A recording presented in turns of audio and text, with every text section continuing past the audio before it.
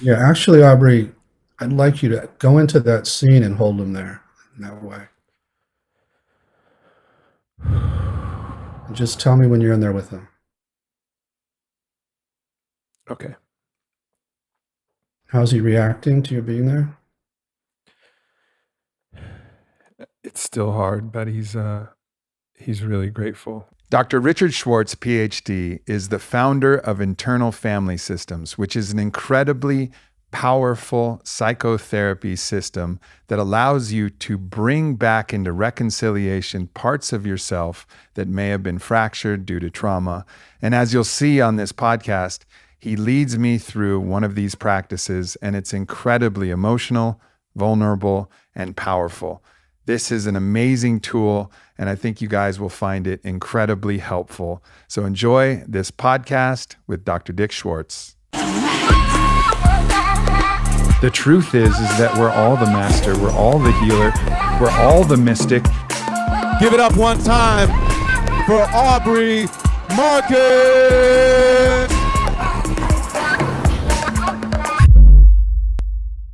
Dick, let's dive right into this. So we're all aware that the psyche is one of the most complex mechanisms perhaps that exists, period. I mean, there's a lot of complex machines, like who actually knows how, how a CD player used to work, and that's 10-year-old technology, right? Like, I don't know how that works. Most of us don't. But if we had any idea of trying to figure it out, trying to explain what it is, we have to take the thing that's whole, just like our psyche, and break it into the parts, and then start to understand the parts. And then, of course, reassemble the parts if things aren't working in the way that's most desirable. Reassemble the parts back together in a way that fits with a little bit more awareness and a little bit more understanding. And that's what IFS has done. It's allowed a map to break apart this incredibly complex thing of the human mind, the human psyche, human self, if you will, and to help us understand so that we can understand ourselves. Know thyself, that classic wisdom. So why don't you go ahead and explain not only what IFS is actually doing, but the need from your perspective, and then go into the map itself. Okay, yeah. And it's an honor to be, I'm honored by your interest, Aubrey. I'm a fan. So, yeah, I wouldn't phrase it exactly like you did of breaking apart the psyche to basically, I'm inviting people to go in and witness their psyche, basically, and find, and they will find, and people have been doing this now for a long time, that the psyche contains these, what I call parts. Other people call them subpersonalities or other terms. And my take on it is, after now 40 years of studying and basically learning from my clients, this didn't come out of my pea brain. It's something that I'm a good scientist, basically. And I empirically studied the psyches of many of my clients, and they talked about these parts and would say things like there's this critic inside, and then that triggers this really young, vulnerable one, and then that triggers the binging part, and so on. And in getting to know them, I ultimately concluded that, like the title of this book, there are no bad ones, that actually it's the nature of the mind to have them, to be subdivided that way. They're all there to help us in our lives, and they all bring qualities that we can use and enhance our lives. But trauma and what are called attachment injuries, so bad parenting, force them out of their naturally valuable states into roles that they don't like, but they think are necessary to keep us safe a lot of the time, because their traumas freeze them in the past during the trauma. Most of them think we're still 6 years old and they have to guard us this way. And they inject into them what I'm going to call burdens, which are extreme beliefs and emotions that came into us from the trauma and attach to these parts, almost like a virus, and then drive the way they operate thereafter, like the coronavirus. And so what I found was, if it's possible for a client to get to know a part, learn about its positive intention, even if what it's doing is destructive, and learn about what it's protecting. And we can go and heal that part, get it out, the one it's protecting, get it out of where it's stuck in the past and unburden it. Then the protector can relax and do something entirely different, do what it's designed to do. So in that sense, it is quite non-pathologizing. There's no bad parts, even though many, many parts have been pathologized or been demonized, both by the culture and by psychotherapy. Mm. One thing that I've noticed, you mentioned the critic, and one thing that I've noticed with myself and a lot of the people that I coach in the Fit for Service Fellowship is that people have developed a critic that's just a little bit harsher than the harshest critic they've experienced in their life. And this has a purpose, of course, because if your internal critic, the one that punishes you internally by the withdrawal of love, is harsher than the one that you're going to face externally, well, that our psyche thinks is going to keep us in line, right? Like that's going to prevent us from being subject to the punishment on the external. And of course, for me, that was my father. For everyone else, it's somebody but you can really understand that your own judge that doles out the punishment and judges you is just going to be a little bit harsher than what you've experienced in your ordinary life. But that's not a state that we want to live in, because of course I'm 25 years from living in my father's house, and I'm well past that. I don't need to carry that anymore. So talk a little bit about that particular, my example here and that part and how we start to work with it.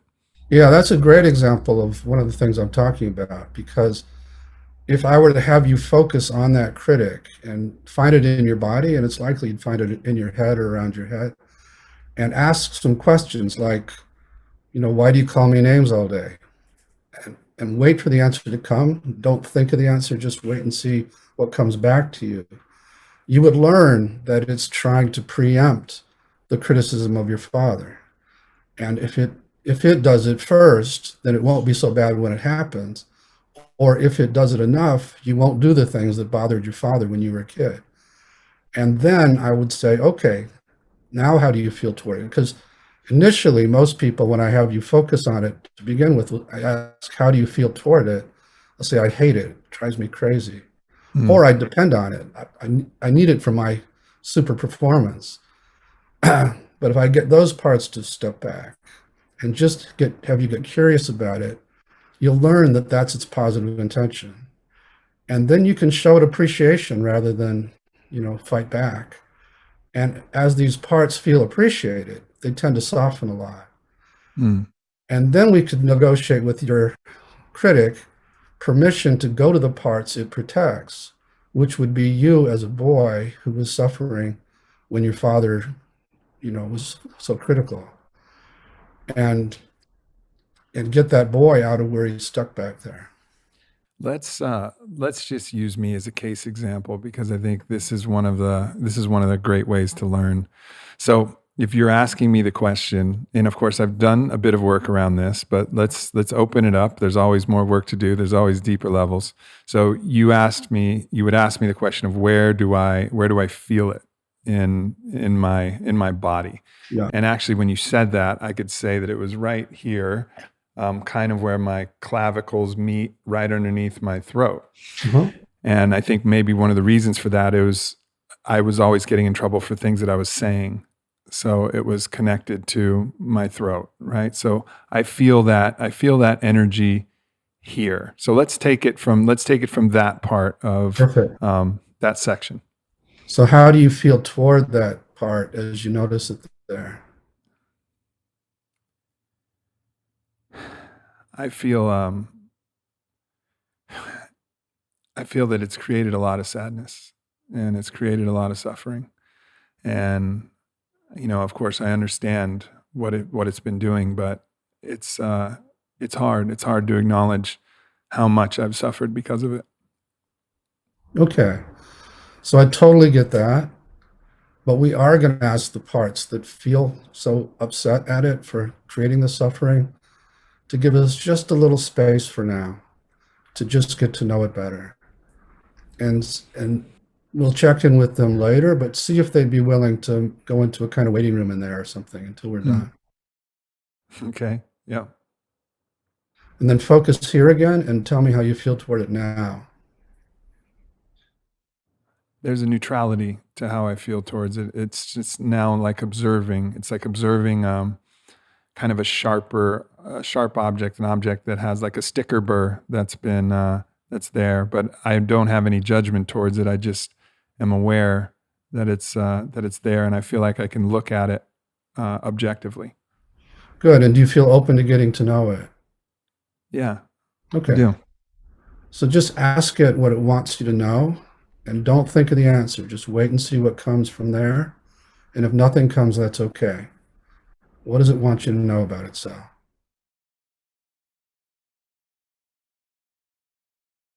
I'm trying to help you. Okay. And ask it more about that. How's it trying to help you?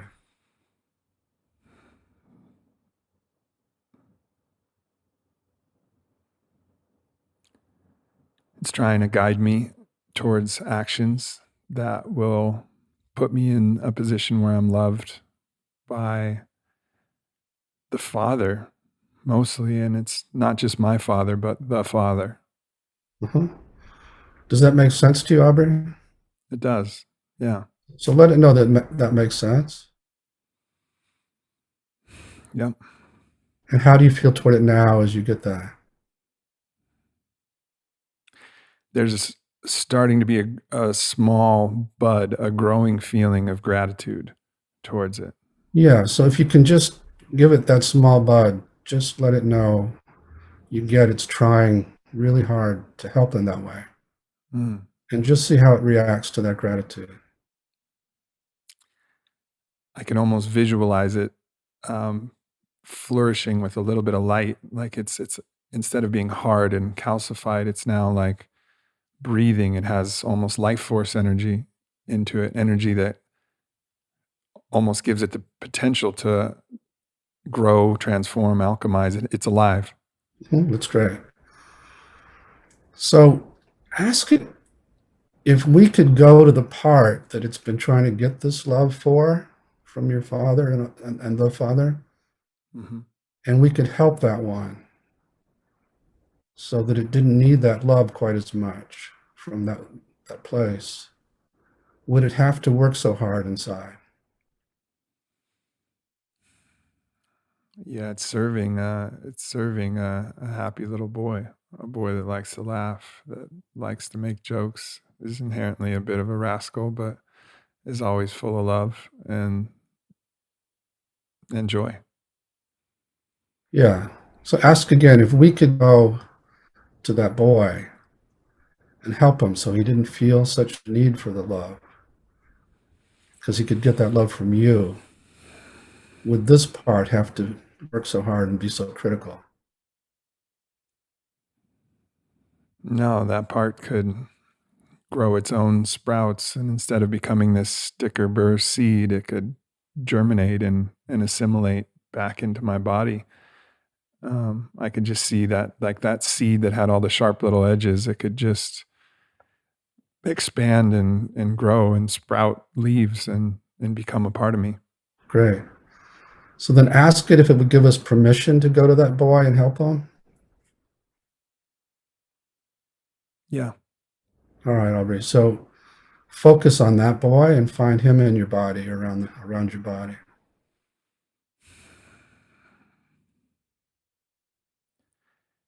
He's right above, right at my solar plexus, right before it connects to my sternum.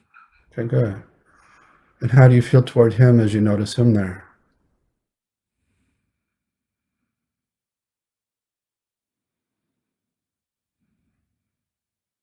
I feel like I don't know him as well as I'd like to know him. Okay.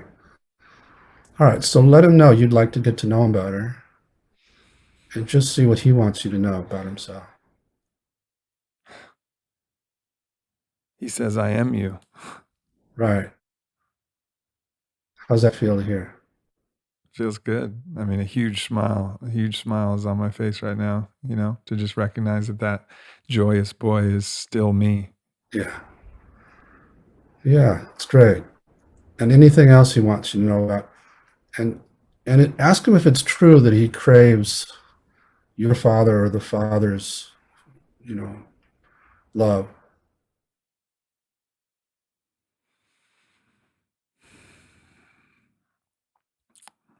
Yeah, he does. He says actually more than anything, and I think there's an awareness that I've received the love that I'm looking for from the feminine, but what he's been lacking is the love from the masculine, the father. Okay. So let him know you get that. Mm-hmm. Yeah. And you do see him, Aubrey, or you just sense him in there? What would I be looking for? Would I be looking for an anthropomorphized, like a little version of me, or a shape or an image like I saw? No, I don't want you to look. I'm just asking if you see him or just sense him. It's a sensing more than a seeing. Okay. And do you have a sense of how close you are to him in terms of feet away? Yeah, about 2.5 feet away. Okay, perfect. All right. So from that proximity, just let him know you care about him and see how he reacts.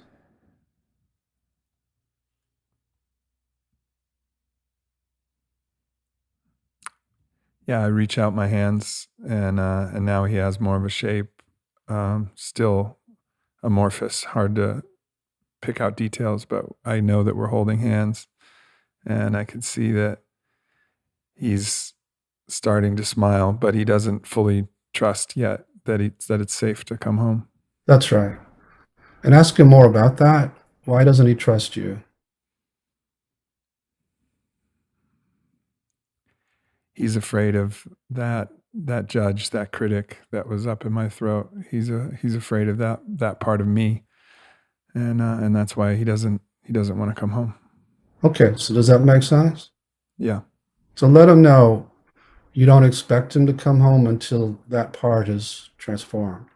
But that's part of what we're doing with this. Yeah. He says, I trust you. Okay, good. He's trusting me to invite him when it's safe. Yeah. Okay. All right. So we've done a lot already, and you have the option to do one more step if you're up for it. Let's go. All right. So ask this boy where he's stuck in the past, or what he wants you to know about what happened to him. And just don't think again. Just wait and see what comes to you.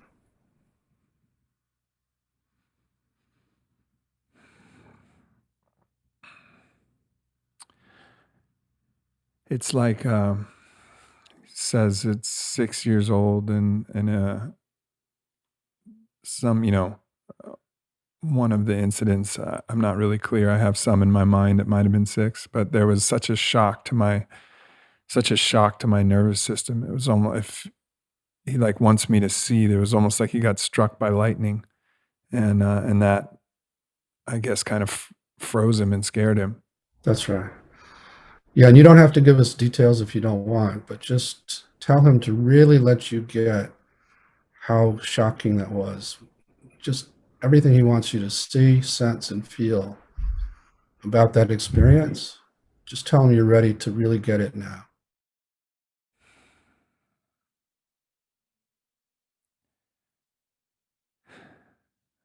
Yeah, I do. I'll tell a brief story. So this wasn't physical abuse. This was just emotional. This was, my father struggled with, different rage, and he would express it kind of verbally and emotionally. And there was one particularly gnarly experience in a hotel room in New York. And that was the one that I had to do the most work healing. And actually it was, 20 years ago, I was working with a shaman out in New Mexico, obviously very blessed to be on this path. And it was I don't know what it was. It might've been Vilca, but it was a DMT snuff. And I'd had no intention of going back anywhere. It wasn't guided in that way, but I went right back to that hotel room. But I went, and I was I was 20, 21 years old at that point. So I was big and strong. I was in college, and I went back to that point, and but I was back there with my adult body, and I confronted my father, who was yelling at me. And at that point, I confronted him, and, but I was strong. And I said, try that now, Dad, and it was just like a reclaiming of my power. And I kind of rewrote that situation in my mind with that psychedelic experience that I had. I rewrote it to a place where it wasn't scary anymore, because I asserted my own power, like my willingness to show up. But what I haven't done until now is actually listen and hear from that little boy how intense that was, how shocking that was to my system, right? Like, I kind of recoded it in my mind with this other like assertion of like, I am strong, and this won't happen to me again. But I didn't come with that compassionate, no, I see you and I feel you. Yeah. So go back to him, to the boy, and ask him if now he does feel like you get it, or if there's more he wants you to see or sense or feel.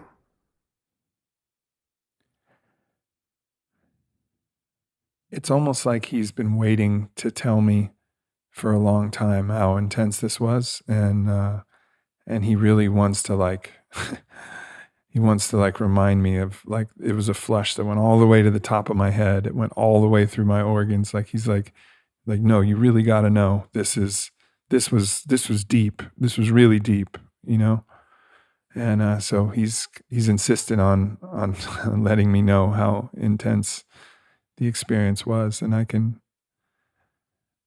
So you're up for that? I can feel that. Yeah. Yeah. So tell him to really let you get it now.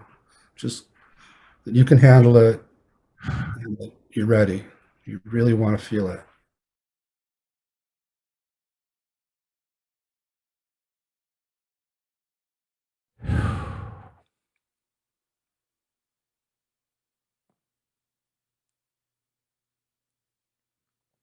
Yeah.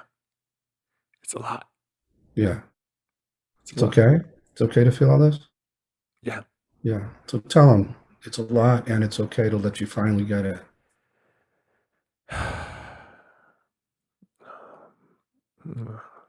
feel you, Aubrey. I feel you. I know.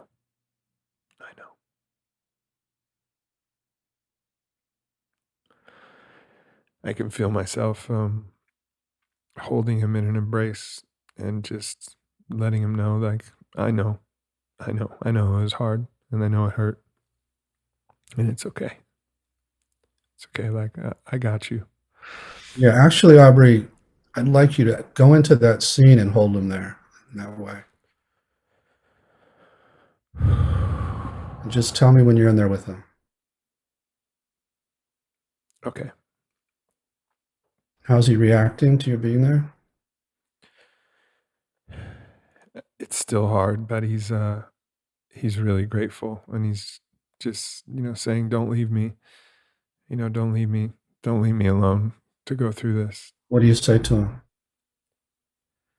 I got you, and I'll never leave you. That's right. That's perfect. And how's that for him to hear? It changes everything, honestly. It's still really hard, but he knows that he's going to be okay. He knows the part of me that's going to him there is a part that's so much more powerful than the part of my father that was expressing itself. It's like he's being held by a dragon, and there's a wolf there. It's just like he knows that he's held by something that can keep him safe. And ask now if there's anything he wants you to do for him back there, or if he just wants to leave and come with you to a safe place. He just wants me to be gentle, to wipe his tears, to hold his heart, to pet his head, to hold him when it's all over. Perfect. Let's do that.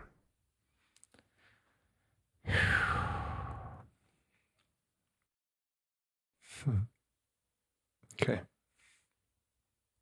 And now see if he'd like to leave that time and place with you so you can take care of him. Yeah, he's ready to get out of there. That he's ready, yeah. So let's take him. He can come into the present with you, or he could go to a fantasy place. It's really up to him, wherever he'd like to be.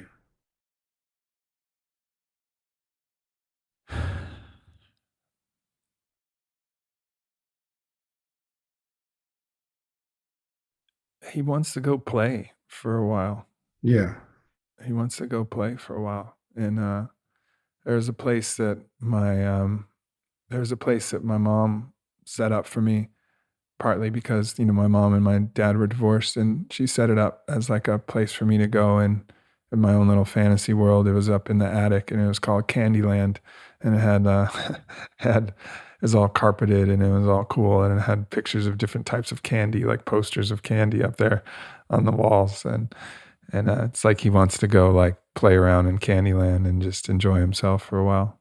That's great. So let's take him to Candyland. All right.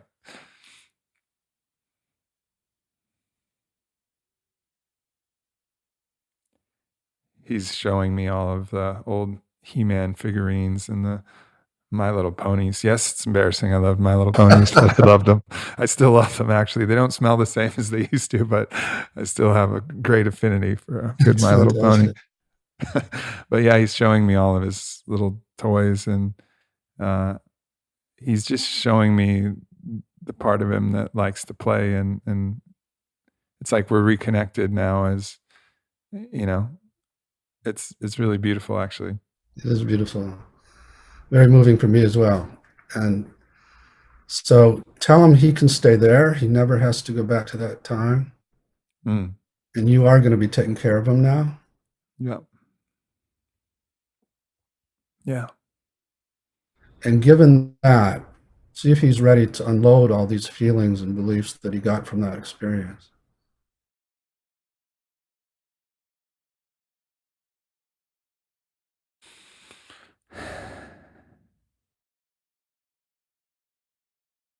It's not completely. He's like he's happy, and he trusts me, and he wants to continue to like develop the relationship, but he's still healing in a little bit of a way. It's like there's yeah. Yeah, that's fine. There's no pressure to do that. Mm-hmm. Although, as an alternative, he could take it out of his body and put it in a box in case he needs it. Just ask him if that would work for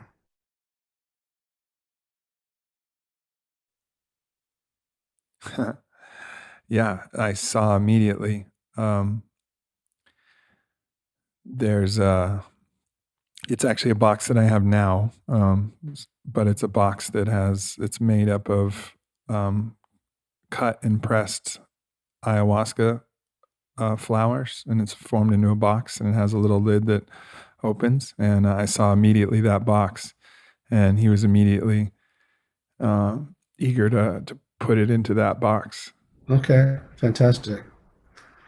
So ask him how he feels without it now. He's exuberant, and he wants to travel far beyond Candyland now. Now he wants to go all over and explore in the forests and the land, and he wants to journey with me. Okay, so tell him that's good. And if he wants to, before you start those journeys, he can invite now into his body qualities he'd like to have, and you can just see what comes into him now.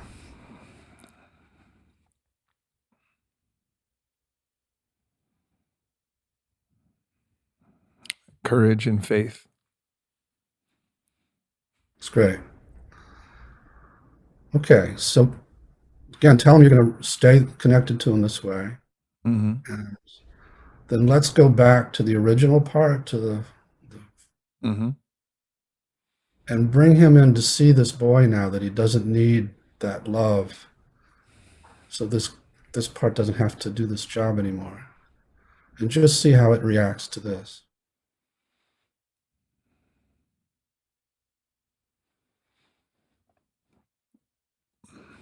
It's like it cracked open entirely and exposed like a hollow interior, and it's empty now. It's like empty of the gravity and the energy and the weight, and it's like a walnut shell. And it's open. It's great.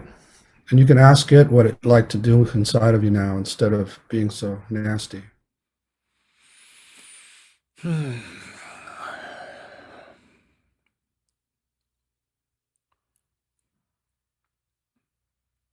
Well, it doesn't want to dissolve permanently. It says like, I'll be there if you need me, but until then I'm off duty, basically. Like Wants to rest, yeah. Yeah, totally. So let it know it can do that. It can just rest. Yeah. Okay. All right, Aubrey, does that feel complete for now? It does. Thank you so much for that. Thank you. Very, very moving for me. I have a very similar setup and have boys stuck in similar places. So it's really, you worked for me as well. Yeah. Yeah, it was incredibly powerful, and I think illustrative of how powerful your system really is. I mean, this was one example of one specific thing, but I know through your system there's many different parts and many different ways that you can apply this for the healing purposes. That's right, and I also think it's a good illustration of how I know you've had a lot of psychedelic experiences, and that took about half an hour. Mm-hmm. And a lot of the reason for that is I think through those experiences, people access more and more of what I call self. And when you access a lot of self, you just naturally know how to do this. Yeah. So whereas in other systems, I would have had to get a lot of other parts to separate, and they would have given me a hard time. You had to ask a couple parts to separate in the beginning. Immediately, you felt at least neutral toward the critic, and interested in getting to know it. That's the beginning of self, what I call self, with a capital S.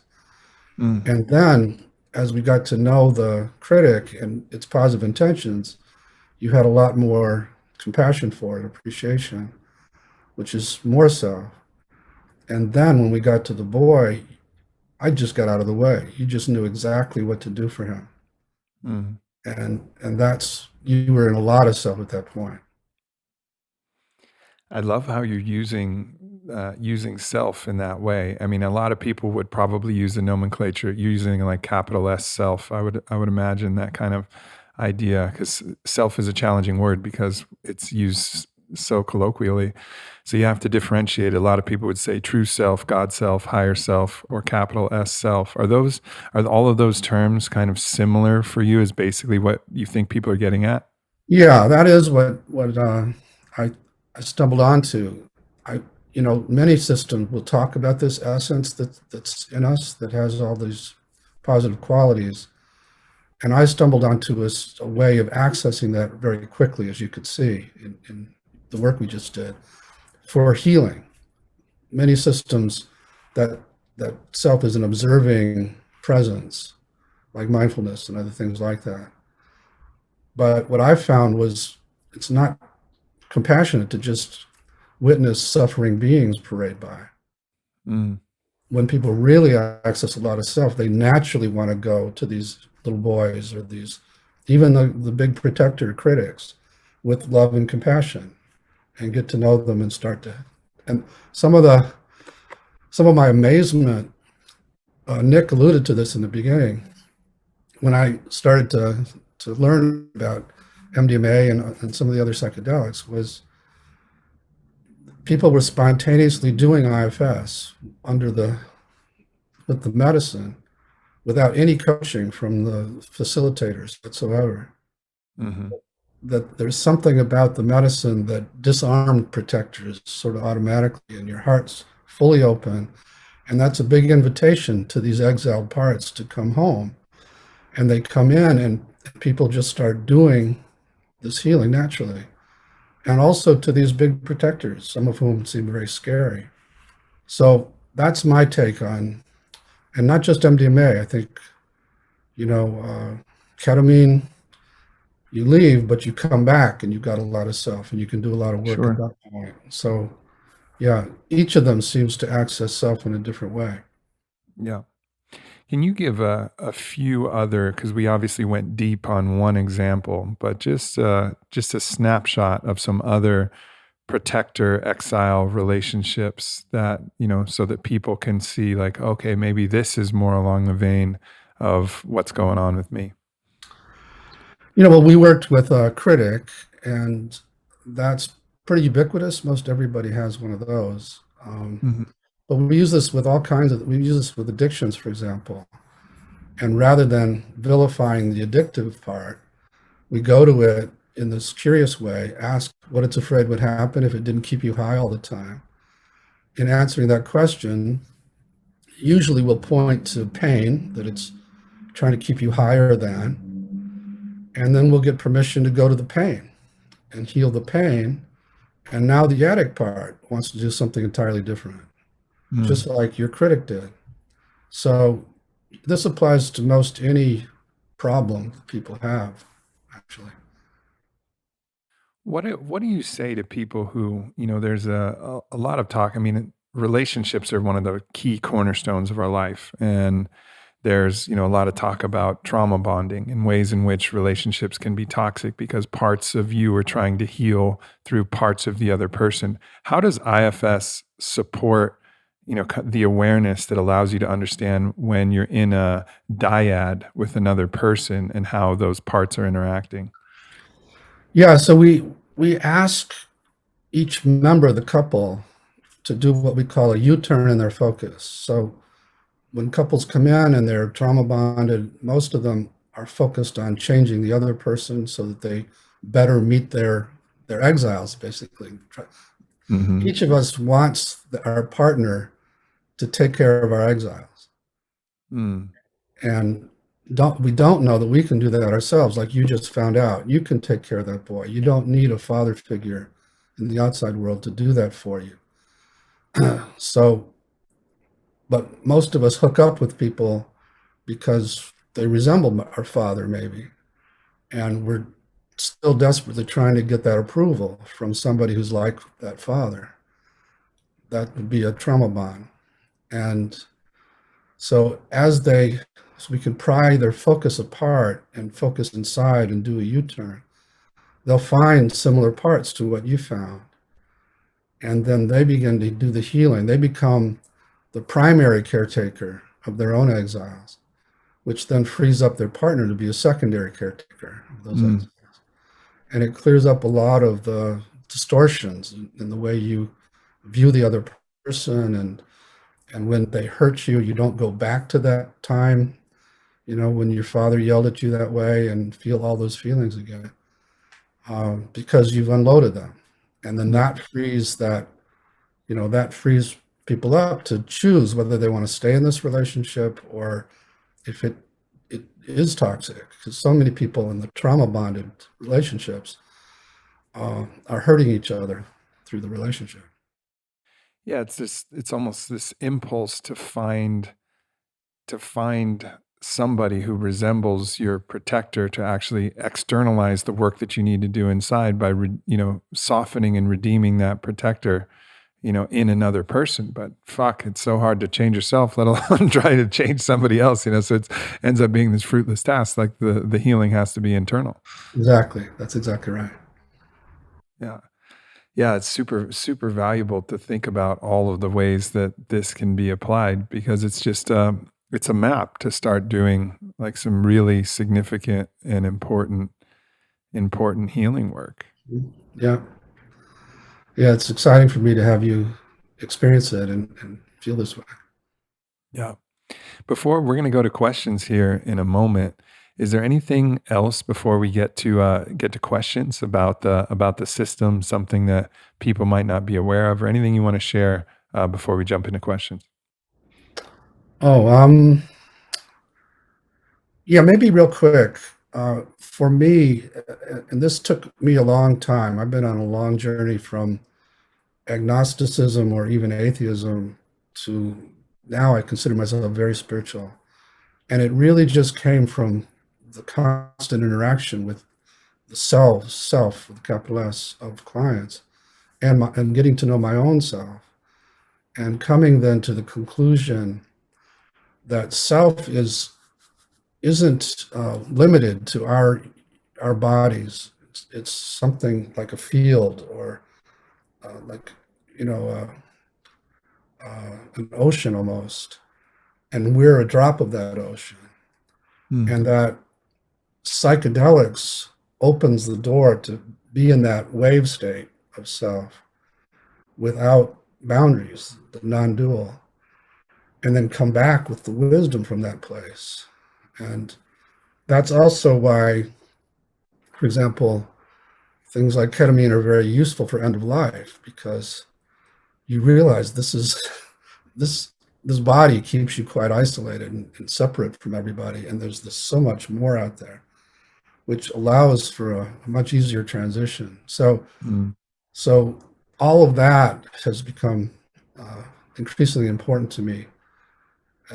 It's moved from being just a form of psychotherapy to a kind of life practice, a spiritual life practice.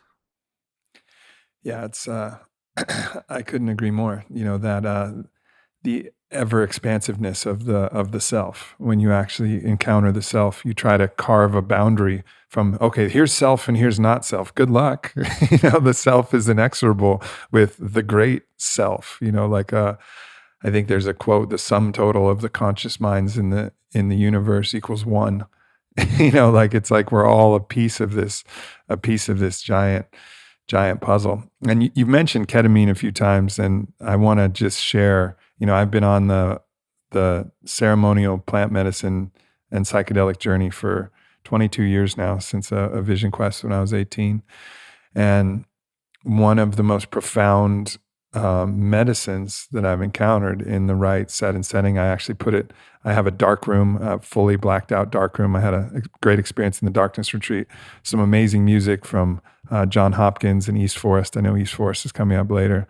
And then it's the combination of ketamine and cannabis has been probably one of the greatest teachers that I've encountered, and really exponentially leveled up my healing and spiritual access. And the reason I think for that is that ketamine, of course, dissolves us into the greater self, but it typically dissociates us from our body. It kind of leaves our body behind, and then, as you said, we kind of come back into our body.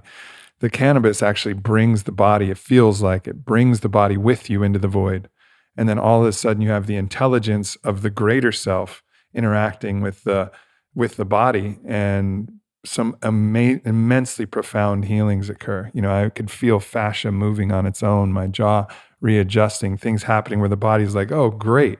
Finally, I'm getting access to the capital I intelligence rather than the limited Aubrey brain. And now we're going to really fix some stuff.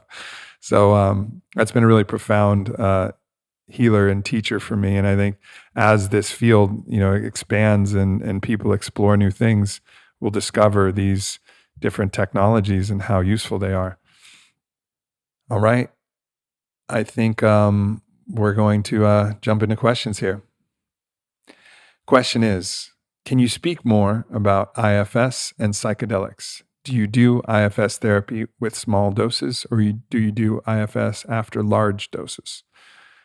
What do you do differently than in normal IFS therapy while using psychedelics? Yeah, you know, it depends on the medicine, I think. My experience with ketamine, for example, is that large doses do take you into that ocean. And then as you come back, you're just much more open to doing a lot of work. And so we can do the kind of work that you and I just did. I typically don't need psychedelics because we can do something like what we just did without it. So for me, it's when a client is really stuck that I'll give that a try. And typically we can get to an exile that we weren't able to get to before with the medicine. And so one of my worries about this is that the medicine itself is going to be seen as the big solution, just like in Western medicine, pharmaceuticals are seen as the thing rather than what you do with the medicine. And so that's part of what I want to do, is bring this kind of process for healing once you take the medicine.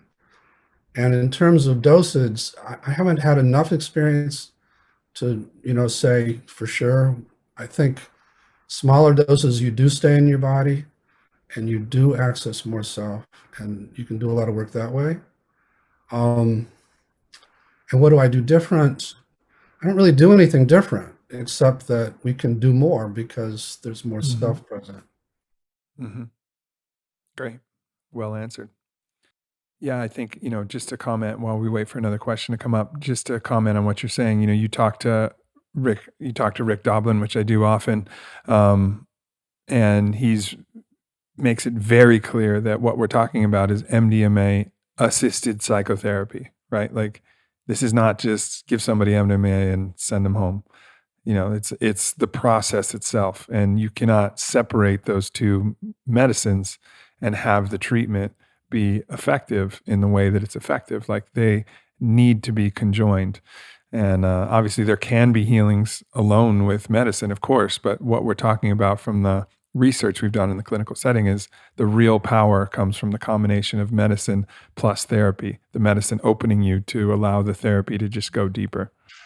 Yeah, Rick has been an amazingly great shepherd of this movement, and I'm meeting with him next week, actually, and he's one of my big heroes because he has really driven home that message. It's so important. Yeah, absolutely. Next question. The richness of seeing this work really happen versus you two talking about the work is such a gift. Can you speak to the importance of having an experience of one's parts versus simply understanding the parts? Well, Aubrey, maybe you could start with that. What was it like to experience it rather than talk about it? It's the difference between knowledge with a K and gnosis with a G, right? Like, you could describe to somebody who was in the Amazon or, sub-Saharan Africa, you could describe like an avocado. Be like, all right, so it's got this rough skin, and inside it's got this pink. It's got this green. It's soft and it's fatty and it's creamy and it's a big seed. And they're like, I get it. I think I get it. And they could ask a couple questions about it, and then you like serve them guacamole, and they're like, holy shit! Now I get it. And I think this is the reality with all of these different things. Like, when we actually know something with a G, we have that gnosis, that knowledge, which is eating the avocado. That's the only way we actually really know. And it's helpful to see it happen, but it's even more helpful to have it happen, and that's also where, I have a deep criticism of a lot of the people who will talk about psychedelics and have never done psychedelics. It could be even an experienced meditator. All the respect in the world to the experienced meditator. But if you're going to denigrate psychedelic medicine, probably do psychedelic medicine before you try to talk about it, And so ultimately, I really trust the gnosis over the knowledge, all the way. Yeah, I do too. It's so hard for people to get IFS. And so whenever I present, I'll usually do a very brief exercise with the whole group where they just focus on a part, ask some questions, and then the rest of the presentation, they get much more deeply. Mm-hmm. Yeah, absolutely. All right, we have time for at least one more question here. When working with ketamine, would you recommend that the client ask questions to their self or parts before taking the medicine, while on the medicine, or after ketamine has worn off? Yeah, again, I think it depends on the dose, because if you take a big dose, you're not even here to answer questions. But one of the things I want to bring to the psychedelic work is, in pre-sessions, having the facilitator ask the client's protectors if they really give permission to do this. and if they have fears about doing the medicine, and what kind of fears do they have, and then going over all of their fears to get permission to do it. Because if you don't do that, people can, I mean, some protectors can totally, make it so you don't even experience anything. And other protectors, when you kind of go into the void, are going to freak out because they think you've totally lost who you are and your identity. And then there are, and I said earlier, when you access that much self, you're going to invite all kinds of parts, and sometimes they're very negative and scary ones. And so you need to have formed a relationship with the protectors before you have the person go on the journey. And then during the journey, I think IFS offers begin a non-pathologizing map, so that if a person seems to be having a panic attack, you don't, as a facilitator, get scared. You think, okay, there's this really scared exile that's just come in. Let me help it get to know it and calm it down and let it know it's safe and welcome it. It's really great that it broke out and is here, rather than, oh, my client's having a panic attack. I better, because when so much of the person's experience is dependent on the state of the facilitator. And so the facilitator can hold a lot it's of all self. part of the shared self, right? Totally. Like you're in the shared field. Exactly. So if the facilitator is holding a lot of self-energy, then that's going to have a big impact on how much self actually the subject has. So there's a lot of applications like that. Yeah. This is kind of a deep and heavy topic to cover right here at the close, but something you said drew this question out. For a lot of people who've had significant trauma, whether it's some kind of sexual trauma in particular or any kind of serious abusive trauma, their recollection of it is often nil. And a lot of times in these medicine journeys, whether it's any type of journey, particularly in a lot of the MDMA-assisted psychotherapy journeys, a lot of these will come up, but sometimes in ayahuasca journeys, sometimes in different journeys, these memories will come up. Is it a function of a protector to wall off the actual access and memory of these? And how do you work with that particular type of protector? Yeah, so that's a lot of our work is asking protectors who have formed these walls inside. I mean, often they appear to the client like a wall, and we'll talk to the wall. Ask the wall what it's afraid would happen if it lets you open the door. And then there are about 9 common fears these protectors have of what's going to happen. One of them is you'll be overwhelmed. Another is you'll see things that I don't want you to see about what happened to you. But there's a whole list of different fears that they have. And we now have evolved ways to address each of those fears. Because we don't open those doors without the permission of the protector. It's just try to be an ecologically sensitive, person in somebody's delicate ecosystem. Yeah. And so it's up to us to be convincing. I'm what I call a hope merchant. I'm selling hope to hopeless systems, that we can open the door, and Aubrey can handle all that stuff. Aubrey's not 6 years old anymore. He can deal with this, and I'm going to be right there with him the whole time, and it's all going to be good. All we need, and once you do let us open the door, you're going to be freed up to do some other job. You don't have to be this wall that sucks. Right. So it's just a big package like that.